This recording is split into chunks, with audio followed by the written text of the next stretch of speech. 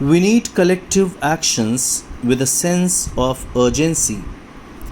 Every single minute matters, every single child matters, every single childhood matters. He says that with by doing single-handed or by starting the efforts of one person, nothing will happen. We should take it as a collective matter, and everybody should involve himself or herself to do it. Therefore, I challenge the passivity and pessimism surrounding our children. I challenge this culture of silence and this culture of passivity, this culture of neutrality. He means to say that people are neutral towards children, people are passive towards children, people are full of pessimism towards children, and they do not think of how they can do some welfare for the children who are extremely poor, who do not get chance to fulfill their dreams because of poverty and other things. We must be bold, we must be ambitious, we must have the will or desire, we must keep our promises. Over 50 years ago, on the first day of my school, I met a cobbler boy my age sitting outside the gate of my school. A cobbler boy, you understand? Yeah, son of a cobbler who stitch. I asked my teachers, why is he working outside? Why is he not with us in the school? My teacher had no answer.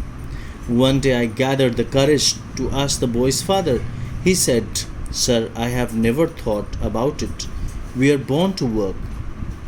So, with this example, he means to say that there are many people, there are many children who never think to get educated because they have never been in such atmosphere and they have never got such opportunity.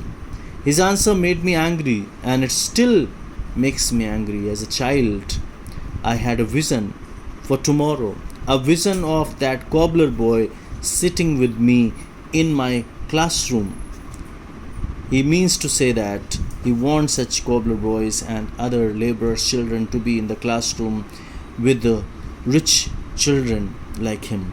Now that tomorrow has come, now that tomorrow has become today, he says there is no tomorrow. All the tomorrows should be converted into todays, and we should start work.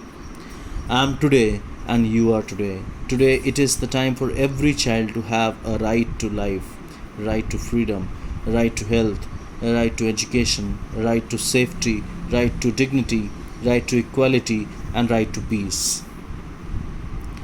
Today, beyond the darkness, I see the smiling faces of our children in the blinking stars. He says that these are all tomorrows or todays, and he says there is no tomorrow. All tomorrows should be converted into todays, and then every child should be given right to life, right to freedom, right to health, right to education, right to safety, right to dignity, right to equality, and right to peace. Today, beyond the darkness, I see the smiling faces of our children in blinking stars. Today, in every wave of every ocean, I see my children are playing and dancing.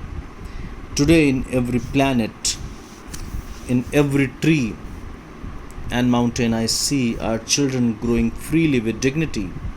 Friends, I want you to see and feel this today inside you.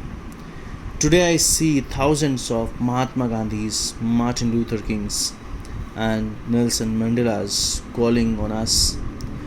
Let us democratize knowledge. Let us universalize justice. Together let us globalize compassion.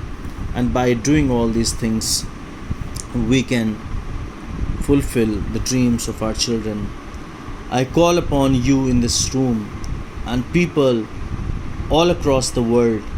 I call for a march from exploitation to education. He means to say that he wants to call all the people to stop exploitation and to give the education of such children who are the victim of these things. I call for a march from poverty to shared prosperity. It means poverty should be changed into prosperity. A march from slavery to liberty. It means slavery should be transformed into liberty and a march from violence to peace. Let us march from ignorance to awakening. Let us march from darkness to light. Let us march from mortality to divinity. And he says that if we do all these things, then we can fulfill the dreams of our children. And these are Sanskrit lines, and explanation is given over here. Astoma Sadgamaya, Tamsoma Jyotirgamaya, Mrityoma Amartyagamaya. He means to say that ignorance should be converted into awakening, darkness should be converted into lightning, light, and mortality should be converted into divinity. So just go through this and do the exercise of this chapter. Thank you.